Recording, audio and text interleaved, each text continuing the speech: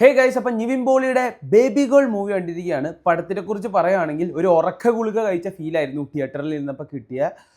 എന്താണെന്ന് വെച്ച് കഴിഞ്ഞാൽ അവിടെ ഒരു സംഭവം നടക്കുന്നു, ഇവിടെ ഒരു സംഭവം നടക്കുന്നു, മറ്റടുത്തൊരു സംഭവം നടക്കുന്നു. അങ്ങനത്തെ കുറേ സംഭവങ്ങളൊക്കെ കൂട്ടി ഒരു അവിയൽ പരുവത്തിലാക്കിയ ഒരു ഒരു ഒരു ഒരു സിനിമ.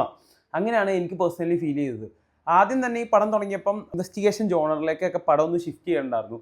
പിന്നെ ആ ഇൻ്റർവെല്ലിലൊക്കെ ഒന്ന് കൊണ്ടു നിർത്തിയപ്പം കുറച്ചൊക്കെ ഒരു ക്യൂരിയോസിറ്റി പ്രേക്ഷകരിലേക്ക് കൊടുക്കേണ്ട രീതിയിലാണ് നിർത്തിയത്. പക്ഷേ അവിടെ നിന്ന് സെക്കൻഡ് ഹാഫിലേക്ക് വന്നപ്പം വളരെ റബ്ബർ ബാൻഡ് പോലെ വലിച്ചു നീട്ടി തീരണില്ലല്ലോ ഇതെന്താ തീരാത്ത എന്ന് പ്രേക്ഷകരെ കൊണ്ട് ചോദിക്കണ രീതിയിൽ ആക്കിയ ഒരു അവസ്ഥയായിരുന്നു.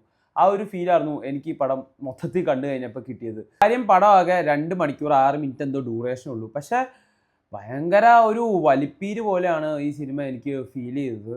കുറച്ച് നേരം പോലീസിലിട്ട് അങ്ങോട്ട് കറക്കിക്കും, കുറച്ച് നേരം ഇങ്ങോട്ട് കറക്കിക്കും, അങ്ങനത്തെയൊക്കെ ഓരോ സംഭവങ്ങളായിരുന്നു ഈ സിനിമയിൽ.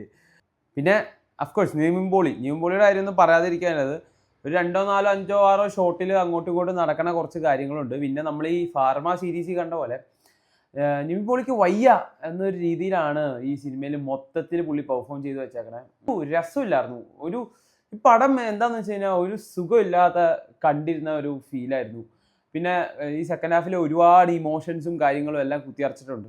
ഈ ഇമോഷൻസ് കുത്തിയറക്കണോണ്ടല്ല ഞാൻ പ്രശ്നം എന്ന് പറയുന്നത്. പക്ഷേ നമുക്കൊരു ക്യാരക്ടറായിട്ട്, അല്ലെങ്കിൽ നമ്മൾ ഈ സിനിമ കണ്ടിട്ട് മൊത്തം ഒരു ക്യാരക്ടറായിട്ട് ഒരു ഇമോഷണൽ കണക്റ്റോ അല്ലെങ്കിൽ ഓർത്തിരിക്കാൻ പാകത്തിനോ അങ്ങനെ ഒരു സംഗതി ഇല്ല. ചുമ്മാ ഒരു വികാരമില്ലാത്ത പടം തിയേറ്ററിൽ ഇരുന്ന് എന്തൊക്കെയോ നടക്കുന്നു, എന്തൊക്കെയോ കണ്ടു, അങ്ങനെ കണ്ടിറങ്ങിയ ഒരു സിനിമ. വളരെ ബോറടിച്ച് തന്നെ കണ്ടിരുന്ന ഒരു സിനിമയാണിത്.